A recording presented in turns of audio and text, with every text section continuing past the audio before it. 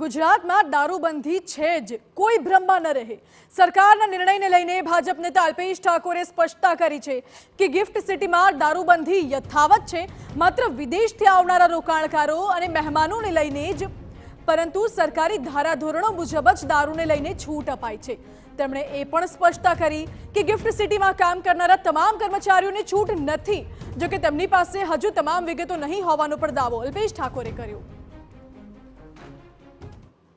કોઈ નવું નથી। ગુજરાતમાં હોટલો રેસ્ટોરન્ટોની અંદર ઘણી જગ્યાએ લિકરની છૂટ છે, પણ એ બહારથી આવતા એ વિદેશથી આવતા દેશના બીજા ખૂણાઓમાંથી આવતા લોકો માટે છે। આ કોઈ ગુજરાતીઓ માટે છૂટ નથી આપવામાં આવી। એવું નથી કે અહીંયા ગિફ્ટ સિટીમાં હવે ચડેચોક દારૂ પીને ફરી શકાશે। અહીંયા એવું નથી કે લાયસન્સ વગર કોઈ પી શકશે। એના ચોક્કસ માપદંડો, એના ધારાધોરણો નક્કી કરી અને રાજ્ય સરકારે કોઈ છૂટ આપી છે। એ ચોક્કસ માપદંડો સાથે, એના લાયસન્સ સાથે કોઈ છૂટછાટ આપવામાં આવી છે। એવી છૂટછાટ નથી કે ગિફ્ટ સિટીમાં ગમે તે પીને જતા રહે।